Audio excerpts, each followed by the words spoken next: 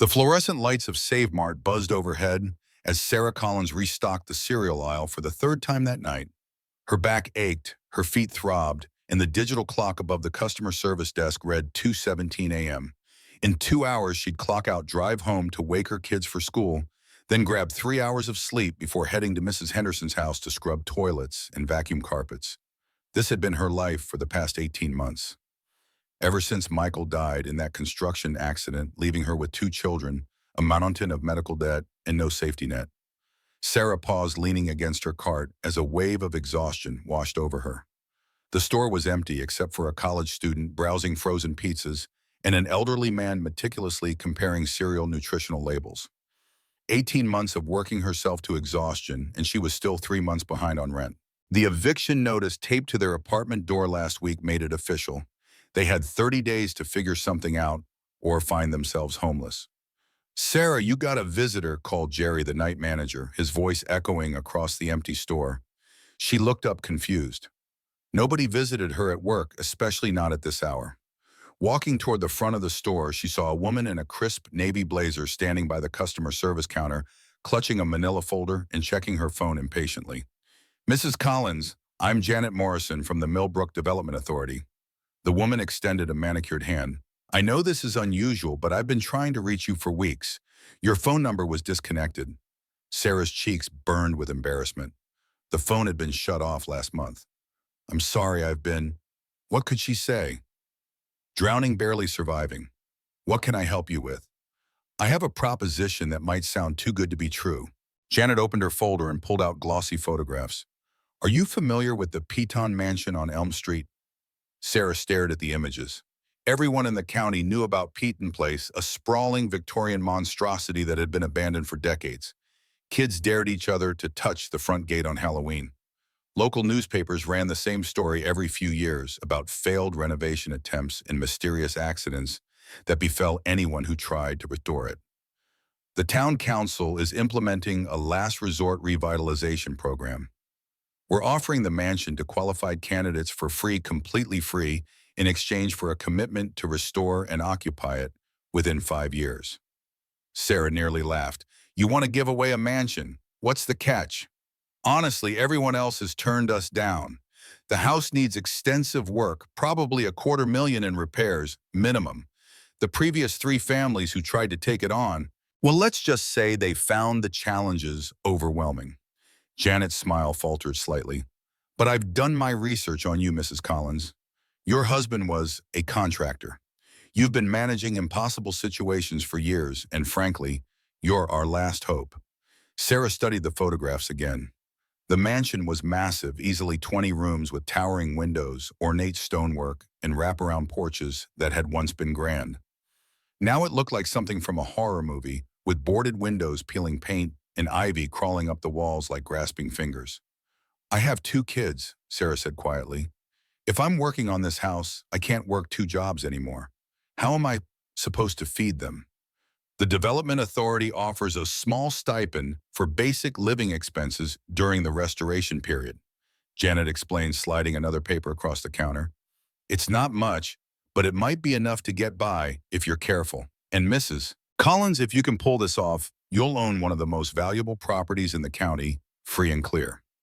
Sarah thought about her cramped apartment with its broken air conditioning and neighbors who complained every time her kids made noise. She thought about the stack of overdue bills on her kitchen table and the way her 13-year-old son Jason had stopped asking for new shoes when his old ones got too small. Sometimes desperation looked like opportunity if you squinted hard enough. "When can I see it?" 3 days later, Sarah stood in front of the Peton mansion with Jason and her 11-year-old daughter Emma holding a set of ancient brass keys that weighed more than her phone. Up close, the house was even more imposing. 3 stories of Victorian architecture that had once been the crown jewel of Milbrook. Now it looked like a monument to decay. "Mom, are you sure about this?" Jason asked, his voice cracking slightly. "It looks haunted." "Sweetheart, ghosts don't pay rent," Sarah replied, though her own heart was hammering as she approached the front door. "Ghosts are the least of our problems." The key turned with surprising ease, and the front door swung open with a groan that echoed through the cavernous interior. Sarah stepped inside and gasped. Despite the neglect, the bones of the house were magnificent. A grand staircase swept upward to the second floor, its mahogany banister carved with intricate designs. Stained glass windows cast rainbow patterns across dusty hardwood floors, and the ceiling soared at least 12 feet high. It was also falling apart. Wallpaper hung in strips revealing water damage and patches of mold. Several floorboards were missing, and Sarah could see straight through to the basement in one corner. The electricity had been shut off for years, and every window was either cracked or completely broken. "It's like a palace," Emma whispered, running her small hand along the carved newel post. "A sad, broken palace." Over the next few weeks, Sarah threw herself into research. She spent hours at the library learning about Eli Peton, the textile mill owner who built the mansion in 1897. He'd been one of the wealthiest men in the state, employing half the town in his mills. But when the stock market crashed in 1929, his empire crumbled. Peton himself had died in 1932, and the house had passed through various hands before being abandoned. In the 1960s, the moving truck arrived on a gray October morning, carrying their few possessions from the apartment. Sarah had sold everything that wouldn't fit. The couch that was falling apart anyway, the dining table with the wobbly leg, most of their clothes. They'd keep only what they needed and start fresh. Their first night in the mansion was an adventure in survival. They'd set up air mattresses in what had once been the library, the only room that still had intact windows. Sarah had bought battery-powered lanterns and a camping stove, turning the experience into an indoor camping trip for the kids. But when the wind howled through the broken windows and the house creaked and settled around them, she wondered if she'd made the biggest mistake of her life. "Mom," Emma whispered in the darkness, "what if the people in town are right? What if this place really is cursed?" Sarah pulled her daughter close. "Baby, the only curse on this house is neglect, and that's something we can fix." The next morning, Sarah made a list of priorities. First, they needed heat and electricity. Then they'd tackle the roof, which leaked in at least 6 places she'd counted so far. After that, windows, plumbing, and somehow, someday, they'd restore this place to something resembling its former glory. The utility companies were skeptical but cooperative.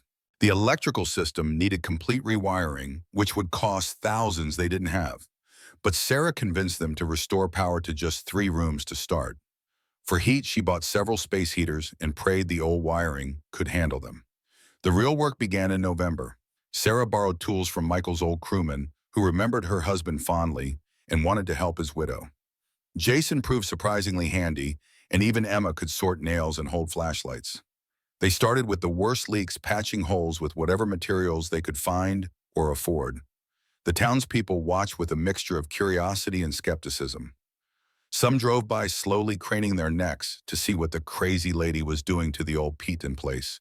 A few were openly hostile. "You're wasting your time," Mrs. Fletcher from the corner house told her one day, watching Sarah scrape paint from the front porch. "That house has defeated better people than you." The Hendersons lasted 6 months before they gave up. The Kowalskis made it 8. Smart people know when they're beaten. "Maybe smart people don't have anywhere else to go," Sarah replied, not looking up from her work. As winter deepened, progress slowed. The heating bills were astronomical, even with space heaters in only 3 rooms. They ate a lot of rice and beans, shopped exclusively at discount stores, and Sarah learned to patch holes with newspaper and flour and water paste when they couldn't afford proper materials. The kids never complained, but she could see them looking longingly at other families' Christmas decorations, while their own holiday consisted of a small tree made from branches Emma had gathered in the backyard. A week after Christmas, Sarah received a thin envelope from the Milbrook Development Authority. Inside was a letter explaining that due to unforeseen budgetary constraints, the stipend would be reduced by 50% effective immediately. Sarah sat on the kitchen floor, still missing half its tiles, and cried for the first time since Michael's funeral. How could they possibly manage on even less? That night, after the kids were asleep, Sarah went down to the basement with a flashlight to check on a persistent leak. The beam caught something odd in the stone foundation. While most of the basement walls were uniform fieldstone, one section featured newer-looking brick that seemed to patch over what had once been an opening. "Jason," she called up the stairs, "bring the measuring tape." When her son arrived, they measured the exterior dimensions of the house against the interior dimensions of the basement. There was a discrepancy, about 8 feet of space that didn't exist inside but should based on the external walls. Maybe there's a room back there, Jason suggested, running his hands over the brick. Like a secret room or something. Sarah smiled at his enthusiasm but didn't think much of it. Old houses had odd architectural quirks all the time. Still, the mystery nagged at her during the long winter months as they continued their slow battle against decay. February brought record-breaking cold. The ancient pipes froze despite their efforts to keep them warm, and they had to melt snow on the camping stove for water. The reduced stipend barely covered food and utilities, leaving nothing for repairs. Sarah took on weekend cleaning jobs, again leaving Jason in charge of Emma while she worked. One particularly bitter night, Sarah woke to Emma's frightened voice. "Mom, there's someone outside." Sarah peered through the frosted window and saw a figure standing at the edge of the property watching the house. Her heart raced as she grabbed Michael's old baseball bat from under her bed and crept downstairs. The front porch light flickered as she flipped the switch, illuminating an elderly man bundled in a heavy coat, his breath clouding in the frigid air. "Can I help you?" Sarah called from behind the partially open door, bat ready. The man stepped forward, his weathered face coming into the light. "I'm sorry to disturb you. I'm Thomas Blackwood. I used to live here as a boy." Sarah hesitated, then lowered the bat slightly. "At 3 in the morning. I couldn't sleep. I saw your lights." Thomas gestured toward the house. "I heard someone had finally taken on old Eli's place. Didn't believe it until I saw it with my own eyes." "You knew Eli Peton?" Sarah asked, her curiosity overcoming her caution. "He was my great-uncle. I lived here until 62 when my parents sold the place. I'm sorry for startling you. I should go." "Wait," Sarah called as he turned away. "Do you know anything about a bricked-up section in the basement?" Thomas froze, then slowly turned back. "So you found that, did you?" "There have always been rumors about Uncle Eli hiding something when the crash came. The family searched for years but never found anything." Sarah wasn't sure why she trusted him, but she did. "Would you like to come in for coffee sometime when it's not the middle of the night?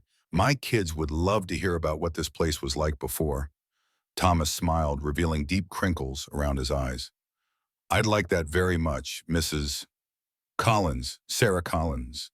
"Well, Mrs. Collins, it seems you and I have a lot to talk about." March brought slightly warmer weather and a burst of energy. Sarah attacked the roof repairs with renewed vigor, determined to stop the leaks before spring rains made things worse.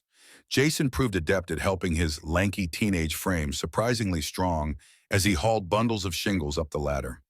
Emma appointed herself project documentarian, filling a notebook with detailed drawings of their progress and the interesting objects they found throughout the house. Thomas Blackwood became a regular visitor, arriving each Saturday morning with donuts and coffee. He'd sit on the porch, weather permitting, and tell stories about the house in its heyday.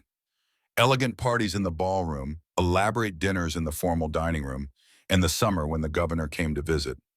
Uncle Eli was quite the character, Thomas explained one morning as he helped Sarah replace rotting boards on the porch. Ruthless in business, but surprisingly generous to his workers. When the Depression hit, he kept the mills running at a loss for almost a year, just so families wouldn't starve. "What happened to him?" Emma asked, perched on the porch rail with her notebook. "The banks finally called in their loans. He lost almost everything overnight. But there were always rumors." Thomas trailed off, hammering a nail with more force than necessary. "Rumors about what?" Jason pressed. "That he managed to hide some assets before the crash. Gold maybe, or artwork. Something the banks couldn't touch." Thomas shrugged. "The family searched for years after he died, but nothing ever turned up. Just an old man's desperate hope, I suppose." Sarah found herself thinking about the bricked-up section in the basement more and more. But with so many urgent repairs, investigating would have to wait. The roof needed immediate attention, and several floor joists had rotted to the point of danger. Sarah focused on making the house safe and weathertight first. April brought steady progress and a small victory. They managed to repair enough of the roof to stop most of the leaks. The town took notice. Mr. Peterson at the hardware store started giving Sarah discounts on supplies, impressed by her determination. Rosa Martinez, who owned the local diner, occasionally sent over leftover food for the workers. But not everyone was supportive. Property values are falling because of that eyesore, Mrs. Fletcher complained loudly at the town council meeting. It should have been torn down years ago. William Banks, the wealthy developer who'd been buying up properties throughout Milbrook, nodded in agreement. I offered to purchase that lot 3 times for a fair market value. It could be a beautiful modern housing development, bringing real tax revenue to this town. Instead, we have this experiment. Sarah felt the sting of their words as she sat in the back of the meeting hall. She'd come to request a permit for electrical work, not to defend her home, but it seemed the house, and by extension her family, had become a contentious issue in Milbrook. The Collins family has made more progress in 6 months than anyone expected. Janet Morrison defended, though her voice lacked conviction. The Development Authority stands by its decision. Walking home through the chilly spring evening, Sarah felt a growing unease. The reduced stipend was barely enough to cover essentials, and the repairs were consuming every spare penny. If the town turned against them completely, what would happen? That night, Sarah woke to the sound of breaking glass. She bolted upright, heart pounding. Another crash followed, then the sound of running footsteps. She grabbed the baseball bat and raced downstairs to find the newly repaired front window shattered. Through the broken glass, she could see shadows disappearing down the street. On the living room wall, someone had spray-painted "Get Out" in dripping red letters. Jason appeared at her side, his face pale in the moonlight. "Mom, it's okay." Sarah lied, her voice steadier than she felt. "Just some kids playing pranks. Help me board this up." They worked in silence, nailing plywood over the broken window. When they finished, Jason turned to her, his young face serious beyond his years. "We're not leaving, right?" Sarah looked around at the half-finished repairs, the paint samples taped to walls, the small signs of progress they'd made.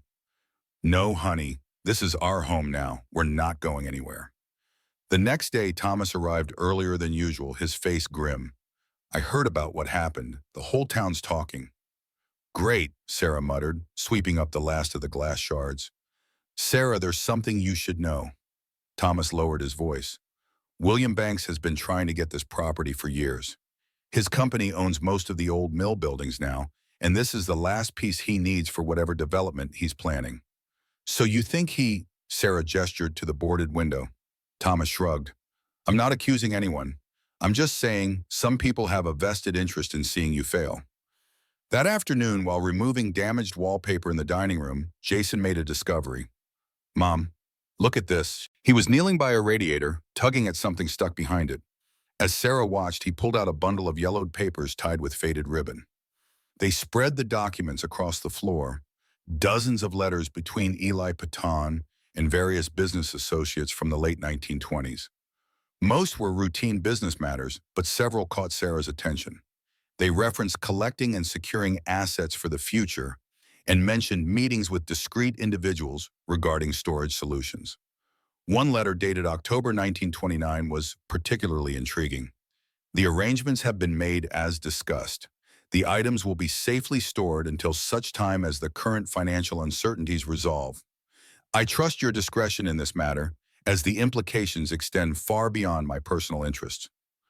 "Mom, what do you think it means?" Emma asked, reading over her shoulder. "Probably nothing," Sarah replied, but she carefully placed the letters in a safe box anyway. Rich people always talk about their business in mysterious ways. The letters sparked new interest in the house's history. Sarah returned to the library, this time focusing on the period right before Peton's death. She learned that he'd been heavily invested in the stock market and had lost enormous sums in the crash of 1929, but some accounts suggested he'd managed to preserve some assets, though no one knew exactly what had happened to them. May brought warmer weather and a breakthrough. Sarah had saved enough money to hire a plumber to replace the ancient boiler. When he examined the foundation, he confirmed her suspicions about the bricked-up section of the basement wall. "There's definitely space behind this wall," he told her, tapping the newer brick section with his knuckles. "Sounds hollow. Could be a root cellar or storage room that got bricked up for some reason." "Would it be expensive to open it up?" Sarah asked. The plumber shrugged. "Not really. Just need to remove some bricks. But I'd be careful if I were you. Sometimes old cellars get sealed because they're unsafe or contaminated with something nasty." That evening, Sarah discussed it with the kids. They'd been living in the mansion for almost 8 months now, and it truly felt like home. The discovery of hidden space felt like uncovering another piece of their house's puzzle. "I think we should open it," Jason said decisively. "What if there's treasure back there?" Emma was more cautious. "What if there's something bad back there, like toxic stuff or bodies?" Sarah laughed at her daughter's dramatic imagination, but she understood the concern. "How about this? We'll take our time, be very careful, and stop if anything seems dangerous." They decided to wait until summer to tackle the project.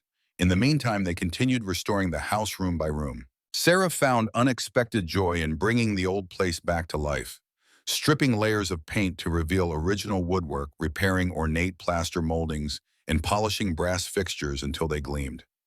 It was exhausting work, but for the first time since Michael died, she felt a sense of purpose.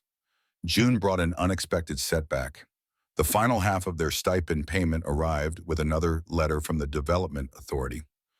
"Due to continued budget constraints and reassessment of program priorities, we regret to inform you that this will be the final disbursement under the Milbrook Revitalization Program." Sarah stared at the letter in disbelief. They'd promised support for 2 years, not 8 months. She called Janet Morrison immediately. "You can't do this. We've made incredible progress, but we're nowhere near finished. We had an agreement." "I'm sorry, Mrs. Collins. The decision came from above me. The council voted to reallocate the funds to more visible community improvements."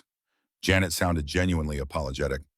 "Mr. Banks made a compelling presentation about tax revenue and job creation." Sarah hung up and sank to the floor, overwhelmed by the magnitude of the challenge ahead. How could they possibly continue without the stipend? She'd have to go back to working multiple jobs, leaving no time for repairs. They could lose everything they'd worked for. That evening, as she sat on the front porch trying to figure out their next steps, Thomas arrived with Rosa Martinez and Mr. Peterson. "We heard what happened," Rosa said, setting down a casserole dish. "It's not right what they're doing." Mr. Peterson nodded in agreement. "That Banks fellow has half the council in his pocket. Been buying up property all over town, tearing down historic buildings for his revitalization projects." He spat the word like it tasted bad. "We thought you might need some help," Thomas said, handing her a piece of paper. "I made some calls. These are people who worked with your husband, plus a few old friends of mine. They're willing to donate time and materials to keep the restoration going." Sarah stared at the list of names, her vision blurring with tears. "Why would they do this for us?" "Because what you're doing matters," Rosa said simply. "This house is part of Milbrook's history, and frankly, it's about time someone stood up to William Banks."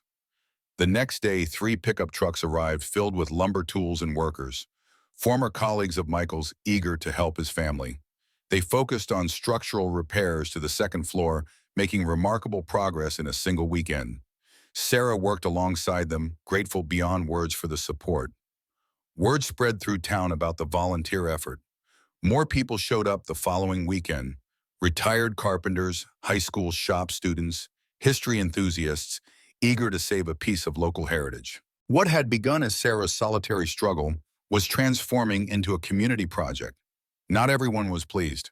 William Banks drove by repeatedly, watching the activity with obvious displeasure. Mrs. Fletcher made pointed comments about noise pollution and traffic congestion on their quiet street. But for every critic, 3 supporters emerged. July brought sweltering heat and renewed determination to explore the basement mystery. With the second floor now structurally sound and the roof fully repaired, Sarah felt they could finally tackle the project.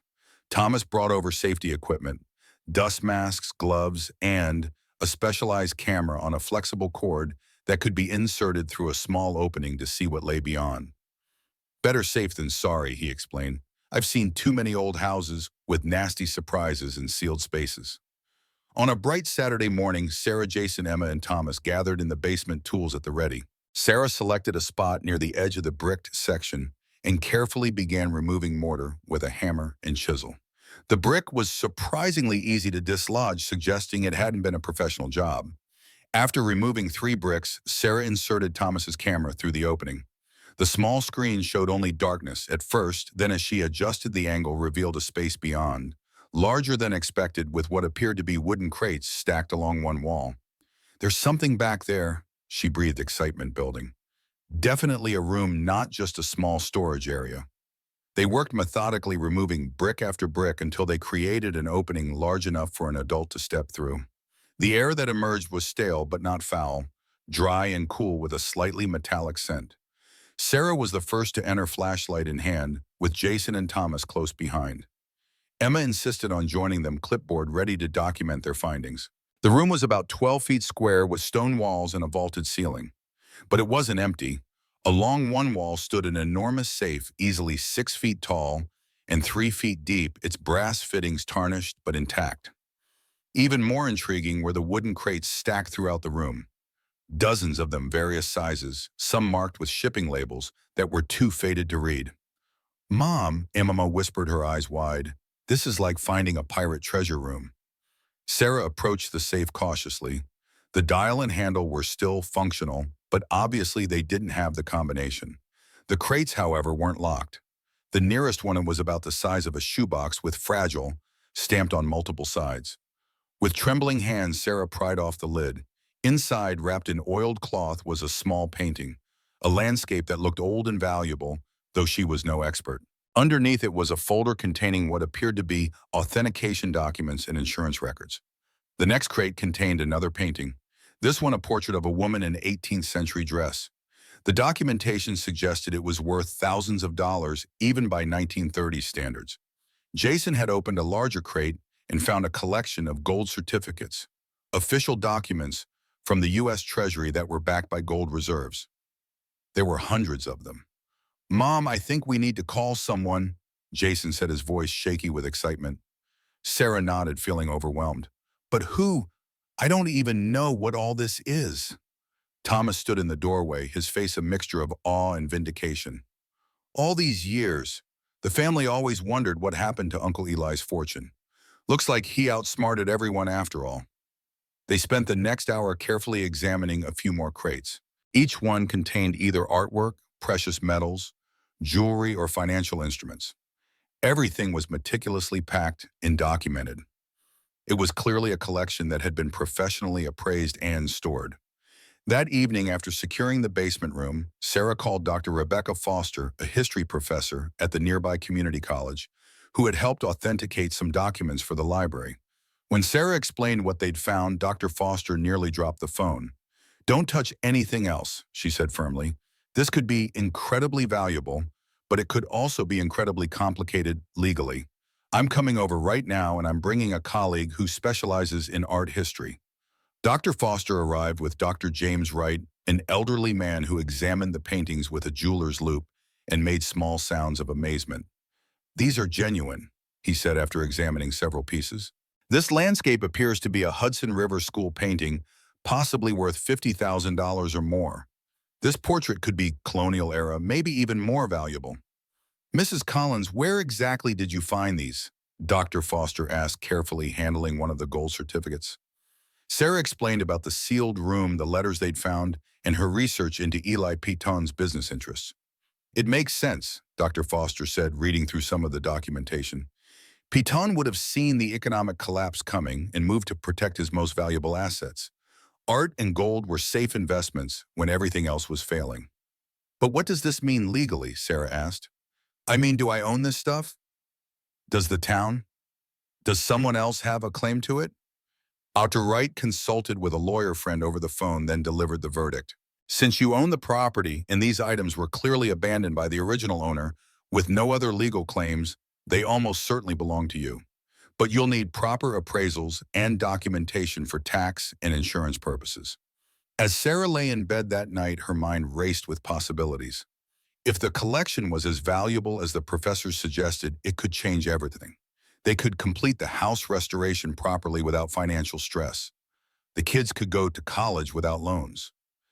They'd never have to worry about money again. But something nagged at her. Eli Peton had hidden these treasures for a reason, and his letter to business associates suggested he'd intended them for some greater purpose than personal gain. What had he meant by implications that extend far beyond my personal interests? The appraisal process began the following week, attracting attention Sarah hadn't wanted. Word spread quickly in a small town, and soon reporters were calling. Strangers were driving by the house at all hours, and the mayor was suddenly very interested in Sarah's success. The first official appraiser who arrived was Margaret Chen, a specialist in American artwork from the 19th and early 20th centuries. She spent 2 full days in the basement vault, wearing white gloves and using specialized equipment to examine each piece. Her initial assessment made Sarah's head spin. This Hudson River School landscape alone could sell for between $60,000 and $80,000. She explained, pointing to a painting of a misty valley that Sarah had admired. But this one here, she gestured to a larger canvas depicting a dramatic seascape. This appears to be an Albert Bierstadt. If it's authentic, and I believe it is, we're looking at anywhere from $2 to $4 million. The jewelry appraiser, an elderly man named Samuel Goldstein, was equally astonished. Among the collection were several pieces that appeared to be from Tiffany & Company's early 20th century collection, including a diamond necklace that had belonged to Peton's wife. "This necklace alone is worth at least $300,000, he told Sarah, holding up the sparkling piece to catch the light. But more importantly, these pieces have historical significance. They're not just jewelry, they're artifacts from America's Gilded Age. The coin and precious metals specialist found rare gold coins dating back to the 1800s, silver certificates, and what appeared to be raw gold bars that Peton had acquired as insurance against economic collapse. Each item was meticulously cataloged and photographed. But the most surprising discovery came when they finally managed to open the massive safe. It took a professional safecracker 2 days to figure out the combination, working with numbers they found in Peton's personal papers. When the heavy door finally swung open, they found not just more treasures, but detailed records of everything Peton had hidden away. Inside the safe were leather-bound ledgers documenting every item in the collection, along with original purchase receipts, insurance policies, and even photographs of some pieces in their original settings. There were also personal items, family photographs, his wife's jewelry, and a letter addressed to whoever finds this collection. Sarah read the letter aloud to Dr. Foster and the appraisers. "If you are reading this, then the economic catastrophe I fear has come to pass, and I am no longer alive to reclaim these items. I have spent my life building wealth from the labor and loyalty of the good people of Milbrook. If I cannot survive to see prosperity return, then perhaps these items can serve to restore prosperity to the town that gave me everything. I pray that whoever finds this treasure will remember that true wealth comes not from what we possess, but from what we can give to others." Eli Peton, December 1931. The room fell silent as the implications sank in. Peton hadn't just been hiding his wealth. He'd been preserving it specifically for the town's future. "This changes the historical narrative significantly," dear Foster said softly. "We always thought Peton was just a greedy industrialist who abandoned the town when times got tough, but he was actually trying to save it." The final appraisal numbers were staggering. The artwork alone was worth over $40 million. The gold certificates, now collectible items, as well as having their original gold value, added another $30 million. The rare coins, jewelry, and other precious items brought the total to just over $159 million. As Sarah stood in the basement vault surrounded by treasures beyond imagination, she felt a strange mixture of elation and responsibility. This wasn't just a windfall, it was a legacy, one that Eli Peton had entrusted to whoever found it. Now somehow that person was her. News of the discovery spread like wildfire. By the next morning, news vans lined Elm Street. The mansion's phone rang constantly with interview requests, book deals, and movie offers. A security company had to be hired to keep treasure hunters and curious tourists from trespassing. "Mom, there's a man with a camera trying to look in my bedroom window," Emma reported one morning, clearly shaken. Sarah realized that their lives had changed in ways she hadn't anticipated. They were no longer private citizens. They were public curiosities. Jason couldn't walk to school without reporters asking him questions. Emma was afraid to play in their own backyard because of the crowds gathered outside the gates. The legal challenges began within a week of the appraisal announcement. 3 different groups of people claiming to be Peton's descendants filed lawsuits demanding shares of the treasure. An antiquities dealer from New York claimed that several of the paintings had been stolen from his grandfather's gallery in the 1920s. The state of Massachusetts argued that unclaimed property of this value should become public domain. Most disturbing was the lawsuit filed by William Banks claiming that as a major property owner in Milbrook, he had a right to community assets discovered within the town limits. His legal team was aggressive, demanding immediate inventory and control of the collection to ensure proper preservation. Sarah found herself spending more time in lawyers' offices than in her own home. The legal fees were mounting quickly, eating into the foundation money she'd planned to establish. Worse, the uncertainty was taking a toll on the kids. Jason had grown quiet and withdrawn, overwhelmed by the sudden change in their circumstances. Emma had started having nightmares about losing the house they'd worked so hard to restore. "Maybe we should have just left that wall alone," Sarah confided to Rosa Martinez one evening over coffee at the diner. "We were happy before all this started." "Mija," Rosa replied, "you can't go backwards, but you can decide how to move forward." That conversation sparked an idea that had been growing in Sarah's mind. She spent several sleepless nights walking through the mansion, thinking about Peton's letter and what he'd really intended. By dawn, she knew what she had to do. The first step was resolving the legal challenges. Sarah's lawyer, David Patterson, had been working tirelessly to establish clear ownership of the treasure. The key breakthrough came when they discovered Peton's will in the county courthouse records. The document filed just months before his death explicitly stated that any undiscovered assets on the property should become part of the property itself, belonging to whoever owned the land. "This is as close to an ironclad claim as we're going to get," Patterson explained as they sat in his cluttered downtown office.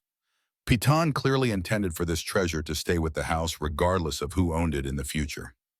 The descendant claims fell apart when genealogical research revealed that none of the claimants were actually related to Eli Peton. The antiquities dealer's claim was disproven when they found original purchase receipts in Peton's records, showing he'd bought the paintings legally. The state's argument was defeated by the clear language of Peton's will. William Banks proved more persistent. His lawyers argued that the discovery constituted a community asset, given its historical significance and the property's connection to Milbrook's industrial past. The case dragged on for weeks, consuming Sarah's time and emotional energy. The turning point came during a particularly contentious court hearing. Banks's attorney was arguing passionately about the public interest when Sarah's lawyer presented a bombshell. Documentation showing that Banks had quietly purchased most of Milbrook's historic mill buildings through shell companies, then demolished them for modern developments, despite preservation protests. "It seems disingenuous," the judge noted dryly, "for Mr. Banks to suddenly develop such concern for historical preservation when his business practices suggest otherwise." The case was dismissed the following day. Banks left the courthouse without comment, but the look he gave Sarah as he passed spoke volumes. This wasn't over. Even with legal ownership established, Sarah knew that possessing $159 million came with responsibilities she'd never imagined. The tax implications alone were staggering. The insurance costs were enormous, and the attention from people who wanted something from her was relentless. The solution came to Sarah during a conversation with Dr. Foster about Peton's businesses. They'd been researching the original textile mills that had made his fortune, trying to understand how he'd accumulated so much wealth in the first place. "He didn't just own one mill," Dr. Foster explained, showing Sarah old photographs and business records. "He had a network of operations throughout this region. At his peak, he employed over 2,000 people directly and probably supported 5,000 more indirectly. When his businesses collapsed, it devastated entire communities." "What if we could reverse that?" Sarah asked suddenly. "What if instead of just giving money away, we could recreate some of those economic opportunities?" The idea that began to form was more ambitious than anything Sarah had originally planned. Instead of just establishing a foundation to give grants, she would use the treasure to rebuild the economic engine that had once made Milbrook prosperous. Working with economic development specialists and historians, Sarah began crafting a plan that would honor both Peton's legacy and the town's needs. The mansion would be restored as a historical site and museum, but it would also become the headquarters for a new kind of business incubator focused on traditional crafts and sustainable industries. "We could bring back textile production," she explained to the town council during a packed meeting, "but using modern, environmentally friendly methods. We could create apprenticeship programs where young people learn traditional skills like woodworking, metalcraft, and fabric arts alongside new technologies. We could support local agriculture and food production. And the plan called for purchasing and renovating several of Milbrook's abandoned industrial buildings, creating workspace for dozens of small businesses. Part of the treasure would fund low-interest loans for entrepreneurs who wanted to start manufacturing or craft businesses. Another portion would establish an educational fund, not just for college scholarships, but for trade school training and apprenticeship programs. The goal isn't to recreate the past, Sarah told a gathering of townspeople who'd come to hear her proposal. It's to build on the best parts of our history while creating opportunities for the future. But implementing this vision proved more challenging than Sarah had anticipated. Some residents were skeptical of change, preferring the stability of their quiet, declining town to the uncertainty of economic revival. Others worried that new businesses would bring unwanted development and traffic. The most vocal opposition came from an unexpected source. Some of the same people who had initially mocked Sarah's efforts to restore the mansion now complained that she was changing too much too quickly. Now that her success was bringing attention and investment to the town, they argued that she was threatening Milbrook's character. "This used to be a peaceful place," complained Mrs. Fletcher during a heated town meeting. "Now we have tour buses and construction trucks all the time. Some of us moved here because we wanted quiet, and some of us have been watching our children move away because there were no jobs here," countered Rosa Martinez, standing to face Mrs. Fletcher directly. Sarah is offering hope for the first time in decades. The debate divided the town in ways Sarah hadn't expected. She found herself caught between people who wanted more dramatic changes and those who wanted no change at all. The stress was enormous, and there were days when she questioned whether the treasure had been a blessing or a curse. The turning point came during a particularly difficult town meeting in early spring. Sarah had been presenting plans for renovating the old Peton Mills building into a modern manufacturing facility when several residents stood up and walked out in protest. "Maybe I should just sell everything and move away," Sarah said quietly to Jason and Emma that night as they sat in the kitchen of their half-restored mansion. "We could go anywhere, do anything. We don't have to stay here and fight these battles." Jason, now 16 and more mature than his years, looked at his mother seriously. "Mom, do you remember what you told Emma and me when we first moved into this house? You said the only curse on it was neglect, and that was something we could fix." "I remember." "Well, maybe the only curse on this town is that people have stopped believing in their own future, and maybe that's something we can fix too." Emma nodded emphatically. "Besides, this house isn't just ours anymore. It belongs to everyone who helped us restore it, everyone who believed in us when nobody else would. We can't just abandon them." Their words reminded Sarah of why she'd started this journey in the first place. It hadn't been about the money. They'd lived in the mansion for a year before discovering the treasure, and they'd been happy. It had been about creating a home-building community and proving that determination could overcome seemingly impossible obstacles. The next morning, Sarah called another town meeting. But instead of presenting more plans and proposals, she did something different. She told the story of their first year in the mansion. The leaking roof, the broken windows, the nights when they'd wondered if they'd made a terrible mistake. "I know change is scary," she said to the assembled crowd. "Trust me, I know what it feels like to bet everything on something that seems impossible. But I also know that the alternative to trying is giving up. And I've seen what happens to places that give up." She showed before and after photographs of the mansion restoration, but also pictures of other towns that had successfully reinvented themselves while honoring their histories. She brought in experts to explain how the proposed changes could actually preserve Milbrook's character while creating new opportunities. Most importantly, she listened. She held smaller meetings with different groups of residents, understanding their concerns and modifying plans based on their input.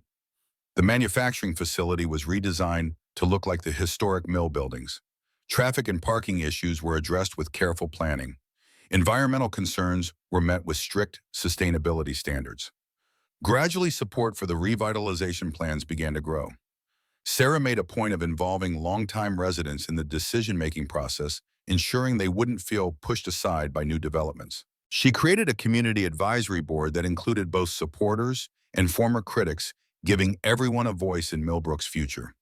The first major success came when Sarah's foundation helped establish a cooperative bakery in one of the renovated downtown buildings. The bakery, run by three local families, began producing artisanal breads and pastries using locally grown grains. Within months, people were driving from neighboring towns to buy their products. The second success was a woodworking school that trained young people in traditional furniture-making techniques while using sustainable forestry practices. The school's first graduating class included Jason, who discovered he had inherited his father's skill with tools and craftsmanship. "I never thought I'd want to stay in Milbrook," he told his mother, as they watched students in the woodworking shop crafting beautiful pieces from local maple and cherry wood. "But this feels like something worth being part of." By the second anniversary of the treasure's discovery, Milbrook was beginning to look like a different place. The main street had several thriving businesses. Property values were rising, but Sarah's foundation helped longtime residents with property tax relief and home improvement loans. Young families were moving to town, attracted by the economic opportunities and the strong sense of community. The mansion itself had become a major tourist attraction, but Sarah had been careful to balance public access with family privacy. Tours were limited to certain hours and areas of the house, and the family still lived in the private residential sections. The secret vault had been converted into a small museum, displaying some of the less valuable items from Peton's collection, with detailed explanations of the discovery story. But perhaps the most significant change was in Sarah herself. The shy, struggling, single mother who had accepted the mansion deal out of desperation had become a confident community leader and successful entrepreneur. She'd learned to speak at conferences, manage complex business projects, and navigate the worlds of finance and politics. "You're famous now," Emma teased her one day, showing her a magazine article about successful women entrepreneurs that featured Sarah's story prominently. "I'm not famous," Sarah replied, laughing. "I'm just a mom who got really lucky and tried to do something good with it." But luck, she'd learned, was only part of the story. The real treasure hadn't been the gold and artwork hidden behind those vault doors. It had been the opportunity to prove that ordinary people could do extraordinary things when they had support, resources, and the courage to try on. The third year brought new challenges and opportunities. Sarah's foundation had grown into a significant economic force in the region, managing over $50 million in assets and supporting dozens of businesses and educational programs. The success in Milbrook had attracted attention from other struggling rural communities, and Sarah found herself consulting on similar revitalization projects throughout New England. But with success came new pressures. There were constant requests for speaking engagements, media interviews, and consulting work. Publishers continued to pursue her for book deals. Hollywood executives still called about movie rights. Sometimes Sarah felt like she was being pulled in too many directions at once. The solution came from an unexpected source. Dr. Foster, who had become a close friend and advisor, suggested that Sarah consider writing her own book, not just about finding the treasure, but about the deeper lessons of community building and economic development. "Your story is inspiring, Doctor," Foster explained as they walked through the newly restored gardens behind the mansion. "But what you've learned about revitalizing communities could help thousands of other places facing similar challenges. You have knowledge now that goes far beyond just your personal experience." Sarah spent the next year writing, often working late at night, in Peton's restored study after her foundation work was finished.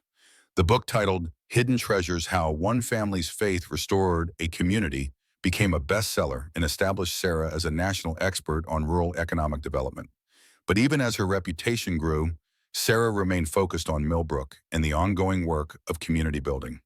The town that had once been dying was now thriving, with new businesses opening regularly and a renewed sense of pride among residents. Even former critics like Mrs. Fletcher had come around, grudgingly admitting that the changes had been positive overall. The fourth year after the treasure's discovery brought perhaps the most significant development, yet the establishment of the Peton Institute, a permanent research and training center focused on sustainable rural development. The institute was housed in the fully restored original textile mill building, a massive brick structure that had once employed hundreds of workers.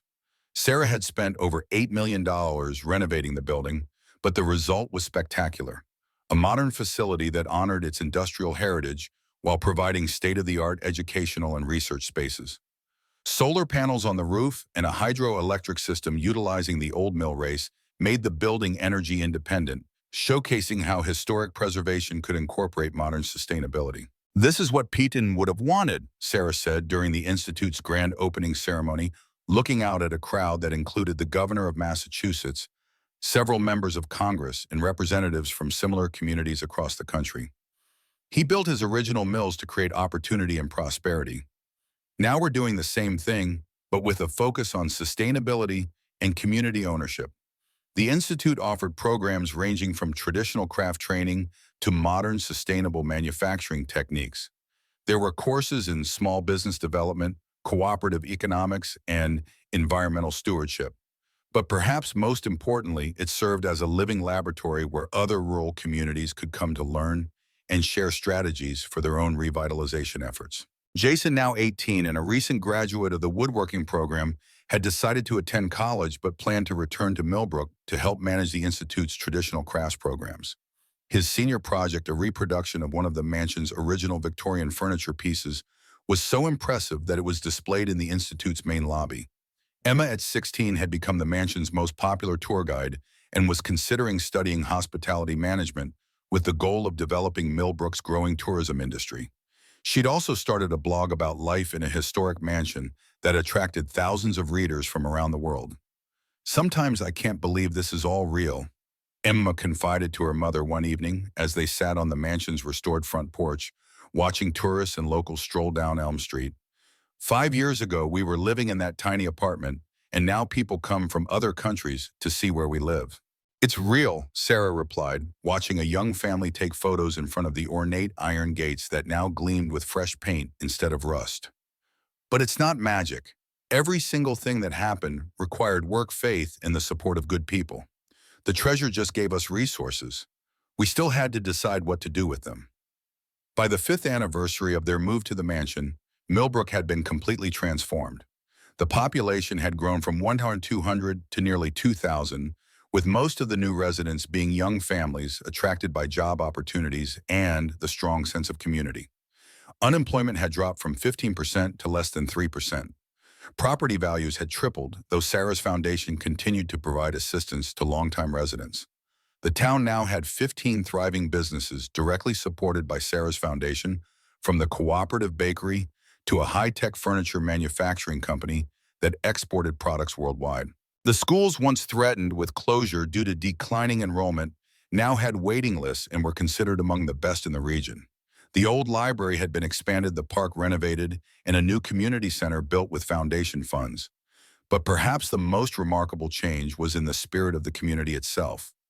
Milbrook had gone from a place where people expected decline to a place where they expected success. The same residents who had once been skeptical of change now served on planning committees and volunteered for community projects. "You know what the real treasure was?" Rosa Martinez asked Sarah during a celebration of the Bakery Cooperative's 3rd anniversary. "It wasn't the gold or the paintings. It was showing people that they had the power to change their own lives." The national recognition of Milbrook's transformation brought new challenges and opportunities.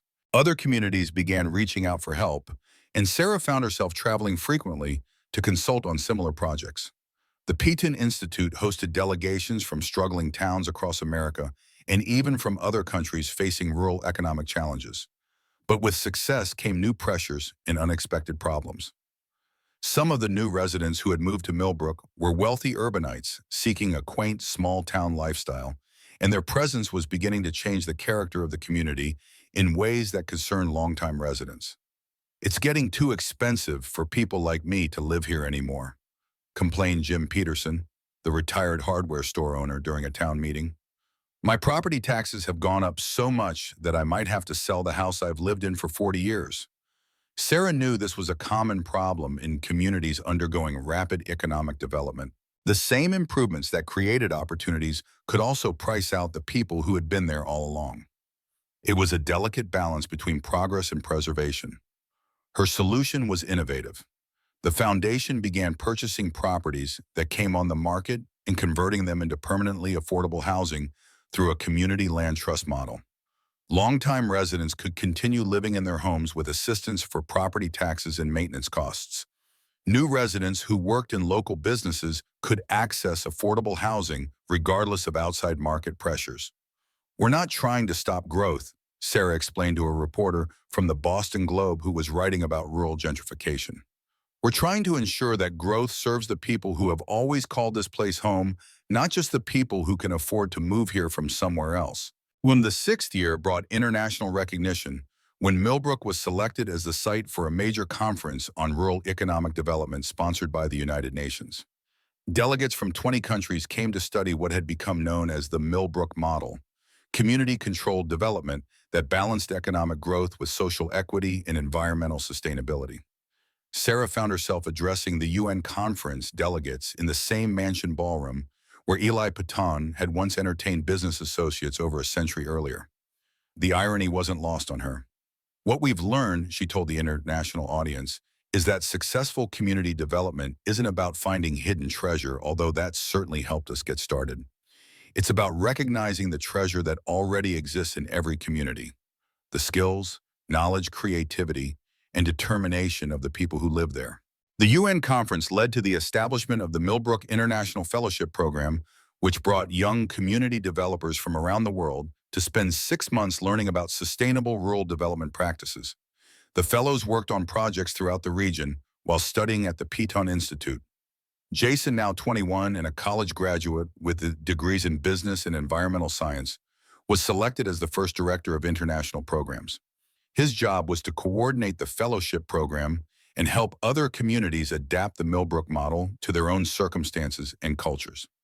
"I never imagined when we first moved into this crumbling mansion that I'd end up working with people from Kenya and Nepal and Guatemala," he told his mother over dinner one evening. "But what I've learned is that the basic challenges are the same everywhere. People want meaningful work, safe homes, and hope for their children's futures." Emma, now 19 and studying at Harvard on a scholarship from her own family's foundation, had become something of a celebrity in academic circles for her research on the social impacts of community-controlled tourism development. Her senior thesis examined how Milbrook had managed to attract visitors while maintaining its authentic character and ensuring that tourism revenues benefited longtime residents rather than outside investors. As the 7th anniversary of the treasure's discovery approached, Sarah took stock of what had been accomplished. The financial numbers were impressive. The foundation had invested over $80 million in community development projects, supporting the creation of over 400 jobs and helping to establish 35 sustainable businesses. Property values had stabilized at levels that provided good returns for home owners while remaining accessible to working families through the land trust program. But the human impact was even more significant. Milbrook's high school graduation rate was now 98%, with 85% of graduates either attending college or entering skilled trade programs. The town had gone from having the highest youth out-migration rate in the county to having one of the highest rates of young adults returning after college. The health indicators told a similar story. Access to health care had improved dramatically with the establishment of a community health center. Mental health services were available through the Institute's counseling programs. Even life expectancy had increased as people felt more hopeful about their futures and had better access to resources for healthy living. "The most important thing we've done," Sarah reflected during a quiet moment in Peton's restored study, "is prove that small communities don't have to accept decline as inevitable. They can take control of their own destinies if they have the right combination of resources, leadership, and community support." The study where she sat working had become her favorite room in the mansion. It still contained Peton's original desk, a massive mahogany piece that had been carefully restored. On the walls hung some of the less valuable paintings from the hidden collection, along with photographs documenting the mansion's restoration and the town's transformation. But Sarah's most treasured possession in the room wasn't from Peton's era at all. It was a handwritten thank you note from a young woman named Jennifer Collins, whose family had been about to lose their home to foreclosure when the foundation's housing assistance program helped them refinance their mortgage and start a small catering business. "You saved our family," the note read, "not just our house, but our hope. My daughter will grow up knowing that dreams can come true if you work hard and have people who believe in you." Such notes arrived regularly, and Sarah kept them all. They reminded her that behind all the economic development statistics and media attention were individual families whose lives had been changed for the better. The eighth year brought new challenges as the foundation's success attracted political attention. Some state legislators proposed legislation that would require communities receiving large private development investments to share tax revenues with neighboring towns. Others suggested that foundations like Sarah's should be subject to additional regulations and oversight. Success attracts scrutiny. David Patterson, still Sarah's lawyer, after all these years warned her as they prepared for testimony at the state capitol. There will always be people who think you've gotten too big, too powerful, or too independent. Sarah had learned to navigate such challenges with the same patience and determination she'd once applied to fixing leaky roofs and broken windows. She testified before legislative committees explaining how the Milbrook model worked and why community-controlled development was more effective than traditional top-down economic development approaches. "What we've done isn't magic, and it isn't luck," she told the state legislature's Economic Development Committee. "It's what happens when communities have access to resources and the freedom to make their own decisions about their futures. The question shouldn't be whether our approach works. The results speak for themselves. The question should be how we can help other communities access the same opportunities." Her testimony helped defeat the most restrictive proposed legislation, but it also reinforced Sarah's commitment to sharing knowledge and resources with other communities. She increased funding for the Institute's outreach programs and established a network of community development practitioners who could support each other's efforts. As the 9th anniversary approached, Sarah began thinking about the future in new ways. She was now 42 years old, and her children were becoming adults with their own goals and ambitions. The foundation was well established and professionally managed. Milbrook's transformation was largely complete, though the work of maintaining and improving the community would continue indefinitely. "I've been thinking about what comes next," she told Dr. Foster during one of their regular coffee meetings in the garden behind the mansion. "We've proven that the Milbrook model works here. Now I think it's time to test whether it can work in other places with different challenges and circumstances." The result of that thinking was the announcement of the National Community Renewal Initiative, a program that would provide funding, technical assistance, and fellowship opportunities to 20 rural communities across the United States. Each community would receive $5 million over 5 years, along with training and support from the Peton Institute. "We're not trying to create 20 copies of Milbrook," Sarah explained it at the program's launch event, which was covered by national media. "We're trying to help 20 communities discover and develop their own unique strengths and opportunities." The selection process for the initiative attracted applications from over 200 communities, demonstrating the widespread need for new approaches to rural economic development. The final selection included towns in Appalachian coal country, former manufacturing communities in the Rust Belt agricultural towns affected by changing farming practices, and Native American communities seeking to balance economic development with cultural preservation. Jason and Emma both took leadership roles in the initiative, applying what they'd learned growing up in Milbrook to help other communities navigate their own transformation processes. Jason focused on sustainable business development and environmental restoration. Emma specialized in community engagement and cultural preservation. "It's amazing to see how different every place is," Emma reported after visiting initiative communities in West Virginia and Iowa. "But the underlying themes are always the same. People want to stay in the places they love. They want meaningful work, and they want their children to have opportunities to succeed." The 10th anniversary of the treasure's discovery was marked by a week-long celebration that drew visitors from around the world. The events included academic conferences, cultural festivals, business development, workshops, and community gatherings. But for Sarah, the most meaningful moment came during a quiet ceremony in the mansion's restored ballroom. Representatives from all 20 initiative communities had gathered to share reports on their progress. As Sarah listened to stories of new businesses launching, young people staying in or returning to their hometowns and communities, rediscovering their sense of purpose and possibility, she felt the same mixture of amazement and gratitude that had overwhelmed her on that stormy night when they first broke through the cellar wall. 10 years ago, we were just a desperate family looking for a fresh start," she told the assembled group.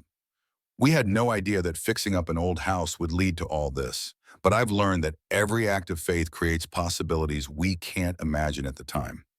When you commit to building something better, you never know what treasures you might uncover along the way."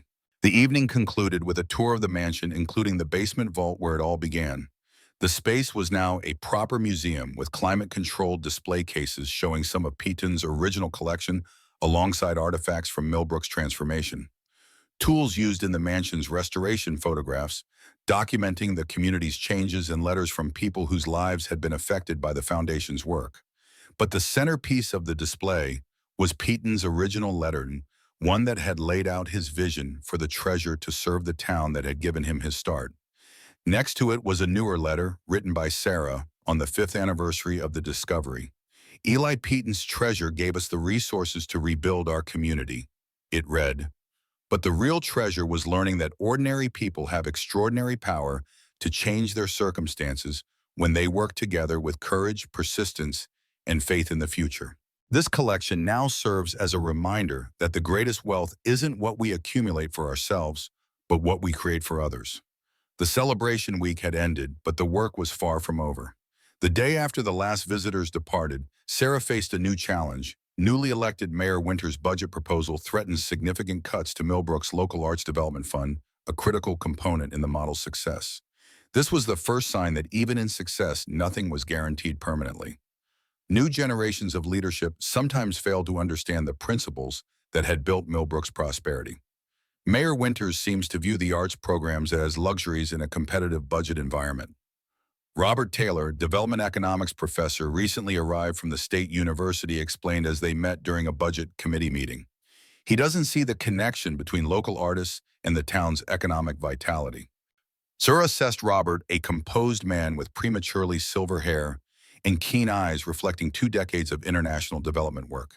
He had moved to Milbrook 6 months earlier to study the Milbrook phenomenon and had quickly become an important ally. The data tells a different story, Sarah replied, pulling up figures on her tablet. Our creative economy attracts visitors who spend an average of $120 per day in local businesses. The multiplier effect is substantial. Robert nodded, his interest evident.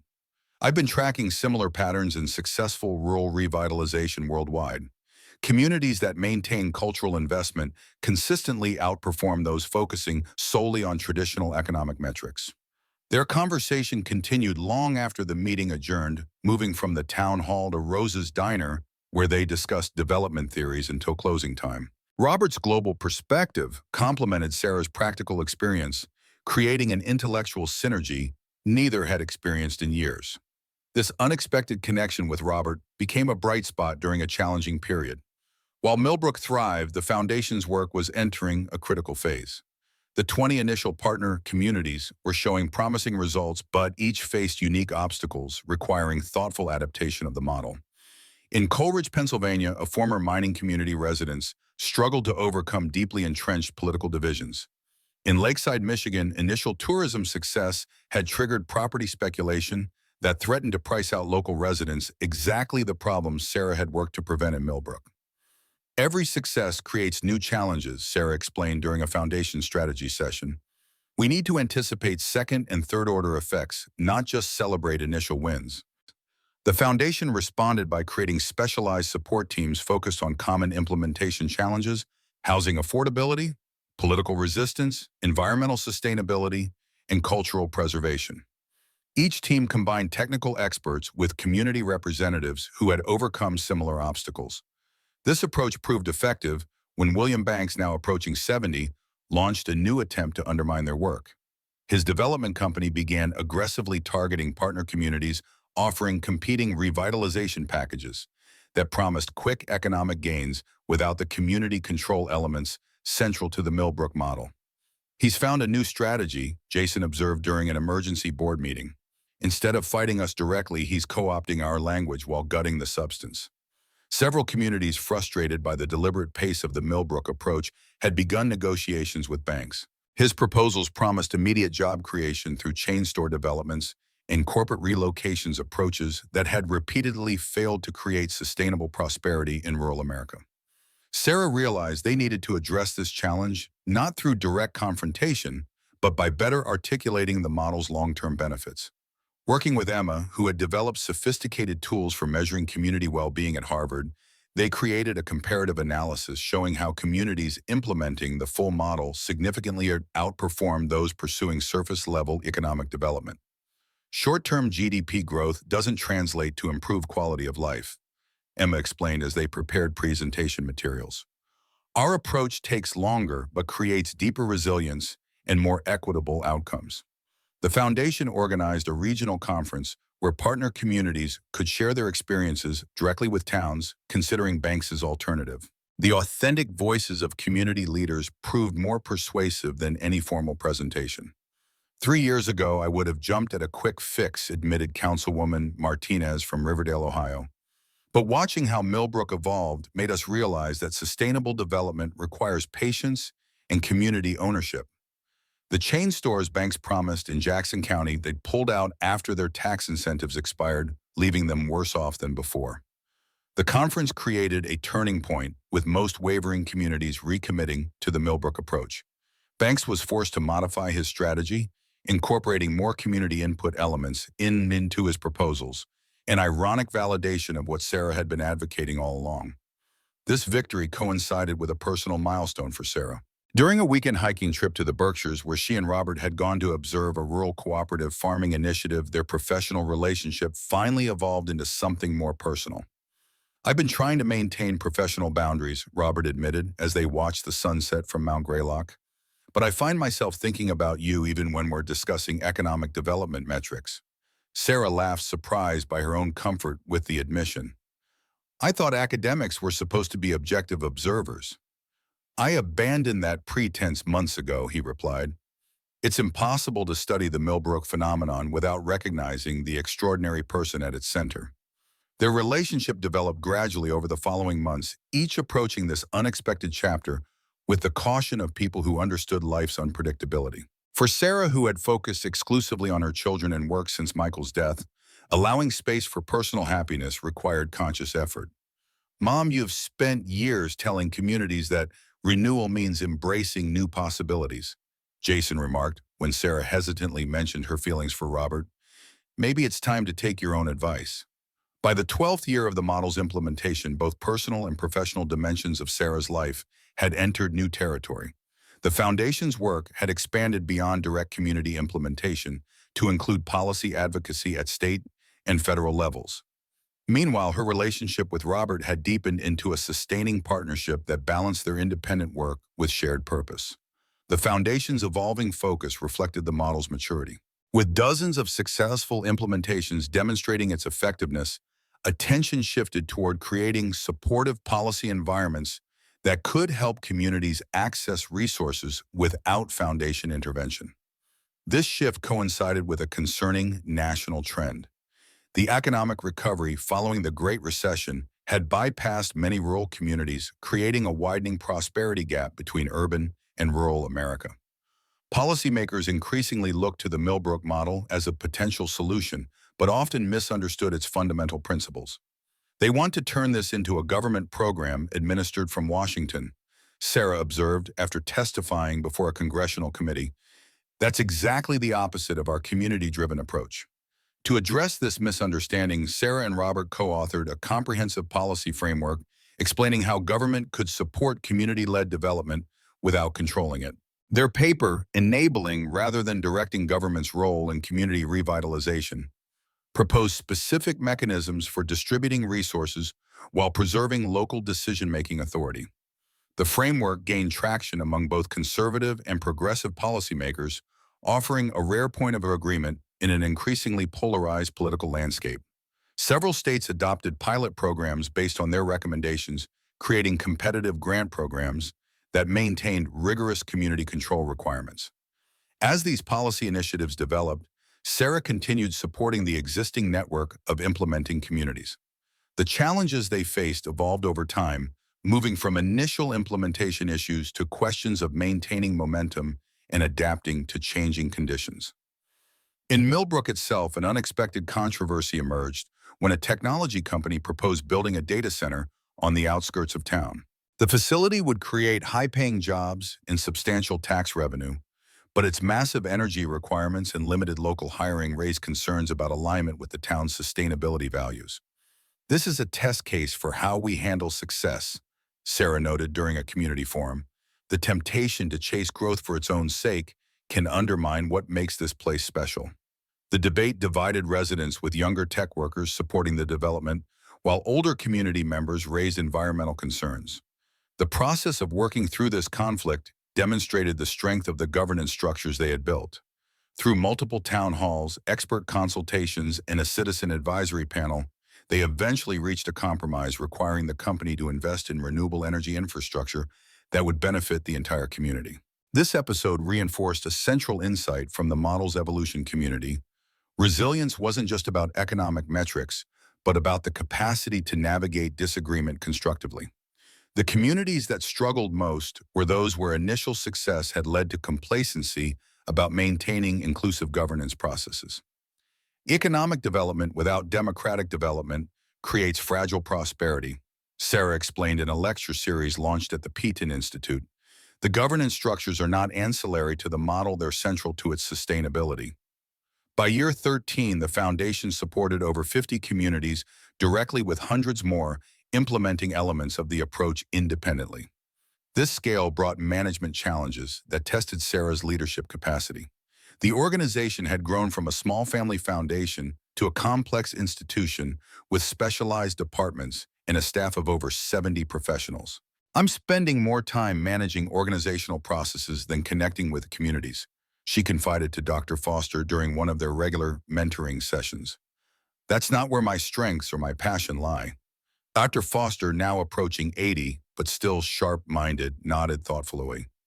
"Perhaps it's time to restructure in a way that lets you focus on your unique contributions while empowering others to handle operational dimensions." This conversation initiated a comprehensive organizational redesign. Working with management consultants who specialized in social enterprises, Sarah developed a distributed leadership model that delegated operational authority while maintaining mission alignment. Jason, who had demonstrated exceptional skill in international adaptations, became executive director of global programs. Emma, having completed her Harvard degree, returned to lead the research and evaluation division, bringing academic rigor to their impact assessment work. Sarah transitioned to a role as strategic advisor, focusing on thought leadership mentoring, emerging community leaders, and high-level relationship building. The restructuring coincided with Robert's proposal of marriage, a development that surprised Sarah despite their deepening relationship. "I'm not suggesting we change anything about how we live or work," he explained as they walked along the restored riverfront that had once been an industrial wasteland. "But I want to publicly affirm that we've chosen to build a life together." Their wedding at the Mansion Gardens brought together the extended family they had created through their work colleagues, community leaders, and friends from around the world gathered to celebrate not just their union, but the values they represented. Emma's toast captured this sentiment perfectly. "You both embody what you've taught so many communities, that renewal comes through connecting with others around shared purpose, and that the courage to begin again never expires." The 14th year brought an unexpected opportunity when William Banks suffered a serious stroke. During his recovery, he requested a meeting with Sarah, their first direct conversation since his failed attempt to purchase the mansion years earlier. "I've been reflecting," Banks said when they met in the rehabilitation facility, his normally commanding presence diminished by illness. "My developments create short-term economic activity, but they don't build community. Nothing I've built has the staying power of what you've created." Sarah was skeptical of this apparent change of heart, but Banks continued, "I'm establishing a foundation to convert some of my properties into community-owned enterprises. I'd like your organization to advise the process, not to absolve my legacy, but because you know how to do this right." This unexpected alliance created new possibilities for scaling the model. Banks controlled commercial properties in dozens of struggling communities that could become platforms for local enterprise development. After careful consideration, the foundation established a specialized team to guide this work, ensuring it maintained the model's core principles. The collaboration with Banks illustrated a broader pattern emerging in the model's evolution. Former opponents often became allies as the evidence of success accumulated.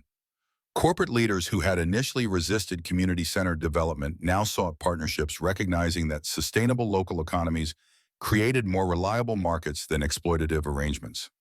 This mainstreaming brought both opportunities and risks. As the approach gained acceptance, there was growing pressure to simplify its implementation, focusing on the economic strategies while downplaying the more challenging governance and equity components. We're seeing Milbrook light versions popping up everywhere, Emma reported, after conducting a national assessment. They adopt the business incubation and traditional crafts elements, but skip the community land trusts and participatory decision-making structures. Sarah recognized this dilution as potentially more dangerous than outright opposition. If these partial implementations fail, people will conclude the entire approach is flawed, not recognizing they've omitted the elements that make it work. To counter this trend, the Foundation developed a certification program for authentic implementations, establishing clear standards while creating a support network for communities implementing the full model. Rather than policing compliance, the program focused on peer learning and mutual accountability among implementing communities. The 15th year marked a significant transition as Thomas Blackwood, now approaching 90, passed away peacefully in his sleep. His funeral brought former residents back to Milbrook from across the country, many amazed by how the town had transformed since they'd left. Thomas had remained an important link to the mansion's history, and his passing prompted Sarah to consider how they would preserve the story for future generations. Working with historians and museum professionals, she established a comprehensive archive documenting not just the treasure discovery, but the community transformation it had catalyzed. The archive became a valuable resource for researchers studying rural development and resilience. Graduate students from major universities began requesting access to the Foundation's records, conducting studies that further validated the model's effectiveness across diverse contexts. This academic interest coincided with growing international recognition. The United Nations Development Program invited Sarah to present the model at a global forum on sustainable communities, leading to partnership requests from development agencies worldwide. Jason, whose work had already expanded to include Canadian and British implementations, developed a framework for international adaptation that respected cultural differences while maintaining core principles. The first international partnerships launched in post-industrial regions of northern England and rural Quebec areas, with economic and cultural contexts similar enough to minimize adaptation challenges. Initial results proved promising, with partner communities reporting similar engagement patterns and early-stage economic improvements to their American counterparts. These successes led to expansion into 12 additional countries over the following 3 years, focusing on regions where local leadership had demonstrated strong commitment to community-driven approaches. The international work revealed an important insight. While the specific economic strategies vary dramatically between regions, the fundamental principles of community-led development, balanced growth, and embedded equity remained effective across diverse contexts. Former coal mining towns in Wales and fishing villages in Chile implemented entirely different projects but benefited from the same approach to community engagement and governance. This validation prompted Sarah to refocus on the model's philosophical foundations. Working with academic partners, she developed a more explicit theoretical framework, articulating the values and assumptions guiding their work. At its heart, this is about restoring agency to communities treated as victims of economic forces beyond their control, she wrote in the framework document. It's about recognizing that people have the wisdom to shape their own destinies when given appropriate tools and resources. The framework became the basis for a comprehensive revision of the Institute's training materials, ensuring future implementations would remain grounded in these foundational values even as specific strategies evolved with changing conditions. This theoretical work was tested in practice when a major economic downturn hit global markets in year 16. Stock values plummeted, businesses laid off workers, and government budgets contracted severely. For communities in the midst of revitalization efforts, the timing couldn't have been worse. Sarah watched with concern as partner towns struggled to maintain momentum against powerful economic headwinds. Business startups faltered, loan repayments slowed, and community morale suffered as national media painted increasingly bleak economic pictures. Yet as the crisis deepened, an unexpected pattern emerged. While communities across America struggled, those implementing the Milbrook model demonstrated remarkable resilience.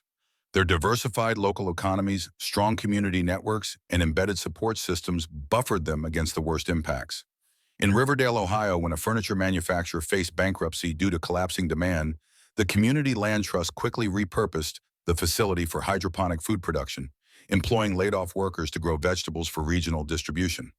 In Hampton, Maine, small businesses formed a mutual aid network, sharing resources and staff to keep everyone afloat until conditions improved. This is exactly what the model was designed to do, Sarah explained to Anxious Institute staff. Economic shocks are inevitable.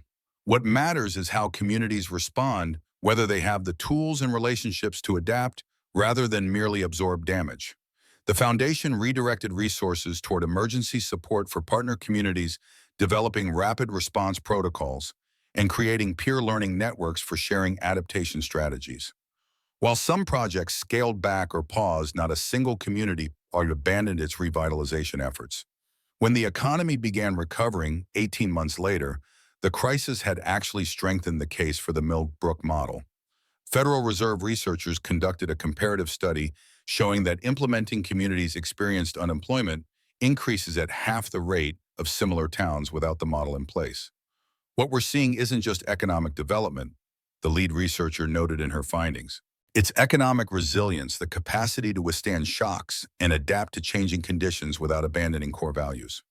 This validation led to increased interest from state and federal policymakers. The Department of Agriculture incorporated elements of the model into its rural development guidelines.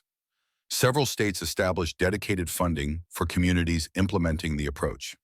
Even the Economic Development Administration began recommending aspects of the model for communities seeking federal assistance. As government adoption increased, Sarah worried about maintaining the model's integrity. Bureaucratic implementations often stripped out the community control elements that made the approach effective, focusing instead on more easily quantifiable economic components. Without the community governance piece, this just becomes another top-down program, she cautioned during congressional testimony.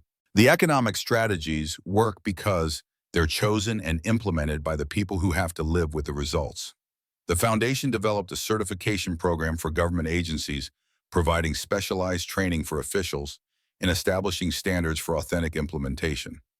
Several agencies embraced this accountability framework, recognizing that community buy-in was essential for long-term success. By year 17, the Milbrook model had evolved from grassroots experiment to recognized approach with applications across diverse contexts. The Peton Institute had trained over 5,000 community leaders from all 50 states and 38 countries. More than 600 communities were implementing some version of the model with varying degrees of comprehensiveness. This scale created management challenges. Sarah found herself increasingly removed from direct community work, spending more time on institutional strategy and external relationships. While necessary for the model's continued expansion, this distance from on-the-ground implementation left her feeling disconnected from the work's human impact. "I miss knowing everyone's names and stories," she confessed to Robert during a rare weekend without work commitments. "Sometimes I worry we're becoming the kind of institution we set out to challenge." Robert considered this thoughtfully. "Perhaps what you need isn't less scale, but more connection. Find ways to stay rooted in human stories even as the work expands." Taking this advice to heart, Sarah instituted a new practice, spending 1 week monthly in a different implementing community, not as an expert, but as an observer and participant. She stayed with local families, worked alongside community members on ongoing projects, and simply listened to their experiences. These immersion visits transformed her perspective, reconnecting her to the lived reality of the model's impact. In Pinetop, Arizona, she helped Navajo artisans renovate a trading post into a combined workshop and gallery. In Bayside, Maine, she joined fishermen adapting traditional practices to changing marine conditions. Each visit yielded insights that couldn't be captured in reports. The pride in a young apprentice's face when completing her first independent project, the relief of parents who could finally envision their children finding meaningful work without leaving home, the energy in town meetings where residents actively shaped their community's future. These stories became the heart of Sarah's next book, Ground Level: The Human Face of Community Renewal, which interwove personal narratives from implementing communities with reflections on the model's evolution. Unlike her previous theoretical works, this book connected readers directly to the emotional reality of community transformation. "Numbers tell us what happened, but stories tell us what it meant," she wrote in the introduction. "Behind every improved economic indicator is a family that can now afford health care, a young person who can envision a future in their hometown, an elder who can age with dignity in the community they helped build. The book resonated deeply, becoming not just a bestseller, but a catalyst for new conversations about development. Book clubs in implementing towns used it to reflect on their own journeys. Economic development agencies distributed it to staff as a reminder of their work's human dimensions. Universities adopted it as a core text in community development courses. The 20th anniversary of Sarah's arrival at the mansion prompted Milbrook to organize a celebration that went beyond commemorating the treasure discovery. It became a reflection on 2 decades of community transformation, honoring not just the Collins family, but all residents who had contributed. The week-long festival included historical tours highlighting the before and after of key buildings, showcases of businesses that had emerged during the revitalization performances by local artists, and a community dinner stretching the entire length of Main Street. Thomas Blackwood's now adult grandchildren attended, sharing stories he had told them about the mansion in its heyday. "He was so proud of what you created here," his granddaughter told Sarah. "He said Eli would have approved entirely." The celebration prompted Sarah to reflect on her journey from desperate single mother into internationally recognized development expert. The path hadn't been smooth, with plenty of setbacks and mistakes. But looking at what Milbrook had become, a vibrant, diverse community with opportunities for all residents, she felt profound gratitude for the challenges that had shaped their approach. This reflective period was interrupted by unexpected news. William Banks had died, leaving behind a complex legacy.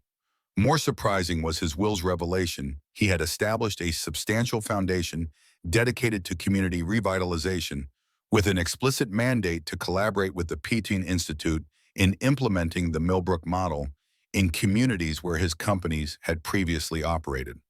Sarah received this news with mixed emotions.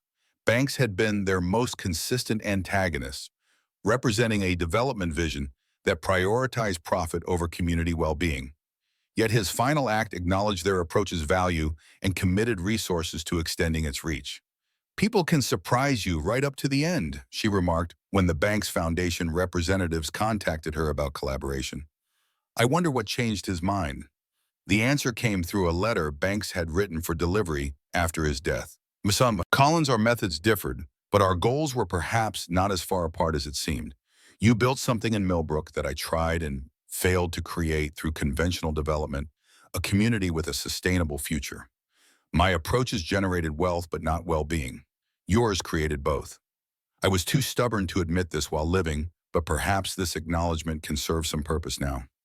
This unexpected partnership combined the Peton Institute's methodology with the Banks Foundation's substantial resources and connections in communities previously skeptical of the Milbrook model.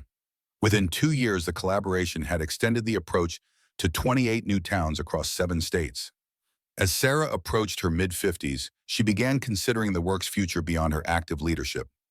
Jason had established himself as a capable director of international programs, while Emma had developed expertise in measuring community development outcomes. Both were respected in their fields and committed to the model's core principles, but neither wanted to lead the entire foundation. "Maybe that's appropriate," Sarah reflected during a board retreat focused on succession planning. "This work has always been about distributing leadership, not centralizing it. Perhaps the next phase should reflect that same principle." The succession plan that emerged was deliberately decentralized. Rather than appointing a single successor, the foundation would transition to a networked leadership model with different aspects guided by those with relevant expertise and connection to serve communities. The Peton Institute would become more autonomous, evolving into a learning organization that could adapt beyond any individual's vision. Sarah would transition to an advisory role over 3 years, gradually reducing operational responsibilities while remaining available as a thought partner and mentor. This framework was designed to ensure purpose continuity while creating space for new approaches and perspectives. "The test of any model isn't whether it can survive its founder," she told the board, "but whether it can evolve beyond them." This transition coincided with personal changes. After focusing primarily on her children and work for decades, Sarah's relationship with Robert had brought unexpected balance to her life. He understood her commitment, but also encouraged space for personal joy and rest. They traveled together during community visits, exploring landscapes and cultures beyond the development context. As Sarah's direct involvement in daily operations decreased, she found new ways to contribute. Her experience across hundreds of communities had given unique insights into patterns of success and failure. She began distilling these observations into a comprehensive framework for community resilience, not just economic development, but the broader capacity to navigate change while preserving core values. This framework became the foundation for a new institute initiative, the Community Futures Lab, focused on anticipating challenges rural communities would face in coming decades. Climate change, automation, demographic shifts, and changing economic structures all posed existential threats to traditional community forms. The lab would help implementing communities prepare proactively rather than reacting after crises emerged. We can't just rebuild the past or maintain the present, Sarah explained at the lab's launch. We need to help communities imagine and create viable futures in a rapidly changing world. This forward-looking work attracted partners from unexpected sectors, technology companies interested in distributed work models, environmental organizations focused on climate adaptation, healthcare institutions exploring rural service delivery innovations. These collaborations push the model into new territories while remaining grounded in its core principles. The 25th anniversary of Sarah's arrival at the mansion marked a significant transition. With the succession plan fully implemented, she officially stepped back from the foundation's operational leadership, though she remained active in the Community Futures Lab and continued writing and speaking about community development.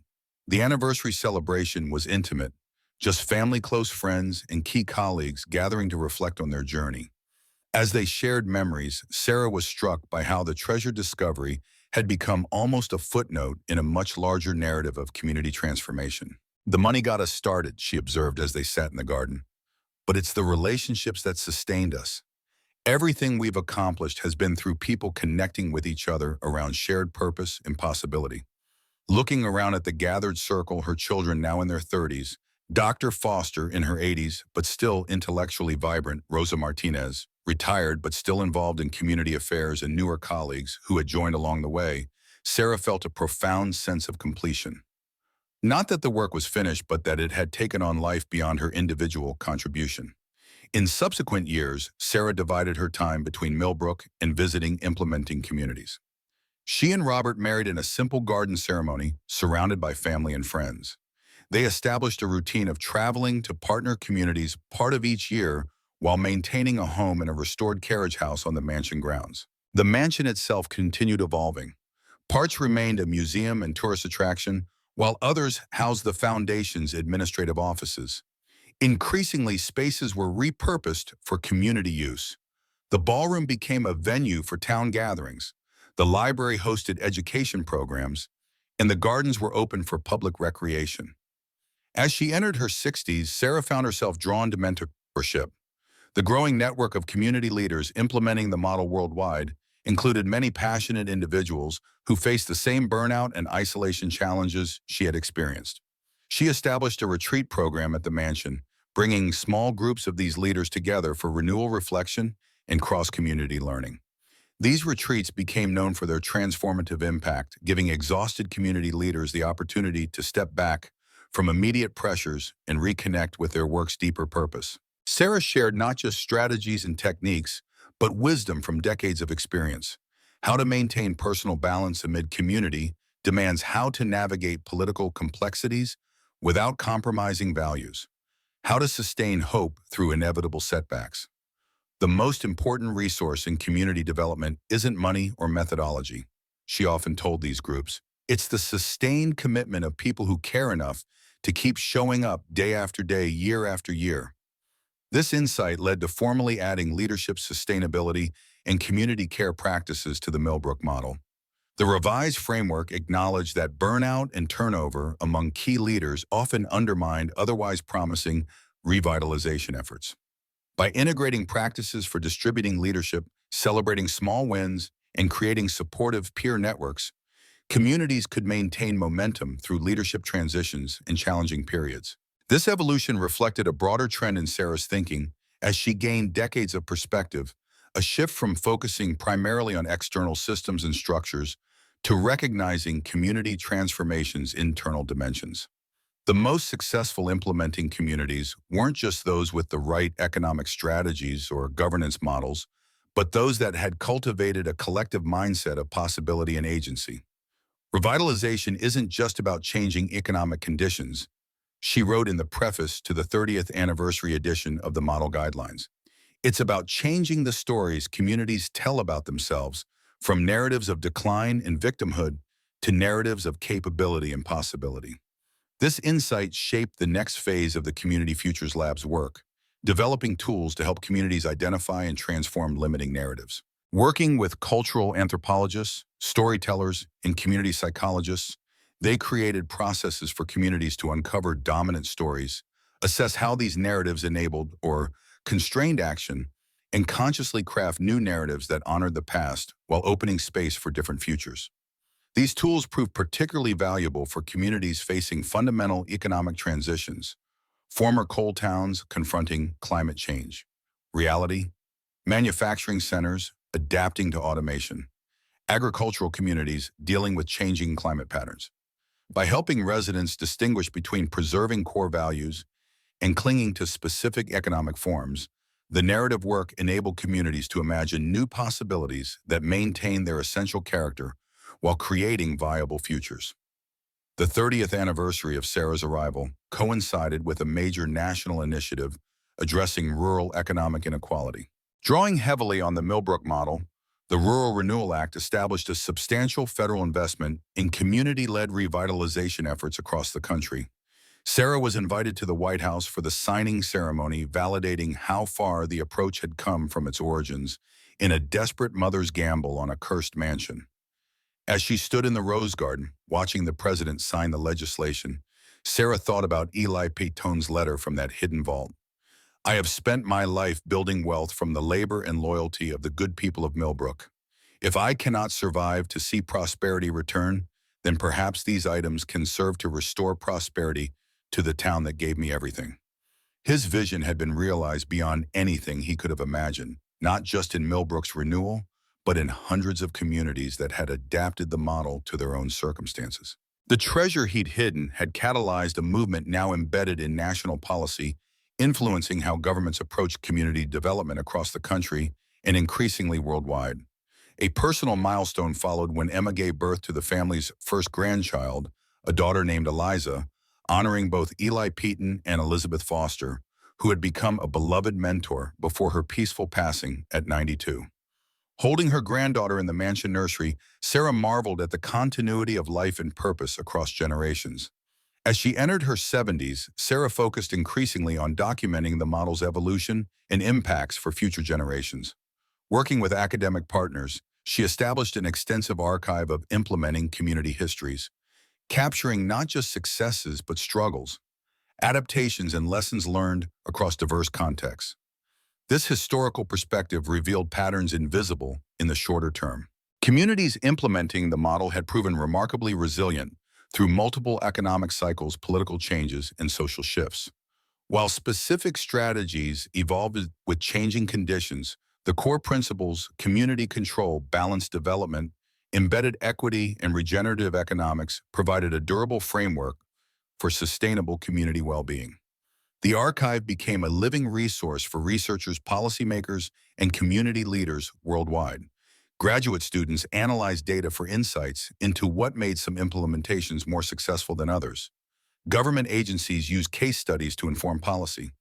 Community leaders facing new challenges found inspiration and practical guidance from those who had navigated similar situations. For Sarah personally, the documentation process provided an opportunity to reflect on the journey from a comprehensive perspective. The path hadn't been linear. There had been failed implementations, unintended consequences, periods of doubt, but the overall trajectory showed that patient, principled, community-led development could create lasting positive change in places conventional economics had written off as unviable. "The most important thing we've learned isn't a specific strategy or technique," she reflected during a documentary interview. "It's that communities have inherent wisdom about their own needs and possibilities.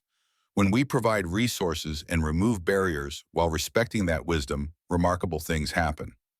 This insight became the focus of Sarah's final book, a distillation of decades of experience into principles for ethical community development. The book spoke not just to practitioners and policymakers, but to anyone concerned about democratic society's future in an age of increasing inequality and polarization. At its heart, this work has always been about democracy in its deepest sense, she wrote. Not just voting every few years, but people actively shaping the conditions of their shared lives. When communities lose economic agency, they lose the foundation for meaningful democratic participation. When they reclaim that agency, they strengthen democracy from the ground up. The book, From the Ground Up, Rebuilding Economic Democracy in America's Communities, became both a practical guide and a philosophical statement articulating the values that had guided the model's evolution through decades of application across diverse contexts. As she entered her 80s, Sarah's direct involvement in operations decreased further, but her influence continued through writing, speaking, and mentorship. The Peton Institute had evolved into a globally recognized center for community-based development, with satellite campuses in 5 countries and online learning programs reaching practitioners worldwide. Jason, now in his 50s, had become a respected international development expert, adapting Milbrook principles to post-conflict reconstruction efforts in partnership with the United Nations. Emma had developed new well-being indicators that several countries had adopted as alternatives to GDP for assessing development progress. On the 40th anniversary of Sarah's arrival, Milbrook hosted a global gathering of implementing communities. Representatives from over 300 towns across 27 countries converged to share experiences, innovations, and challenges. The event was less a celebration of past achievements than a collaborative exploration of future possibilities, how the model could evolve to address emerging challenges like climate adaptation, technological disruption, and changing demographic patterns. During the closing ceremony in the mansion gardens, Sarah was presented with a unique gift, a handcrafted book containing stories, photographs, and testimonials from implementing communities worldwide. Each page documented a different community's journey, highlighting local adaptations and innovations developed while applying the core principles. This book represents thousands of stories that grew from the seed planted here in Milbrook, the presenter explained, each unique yet connected by a shared understanding that communities have the wisdom and capacity to create their own futures when given the resources and opportunity to do so. Sarah accepted the gift with deep emotion, recognizing it as the most meaningful validation of her life's work.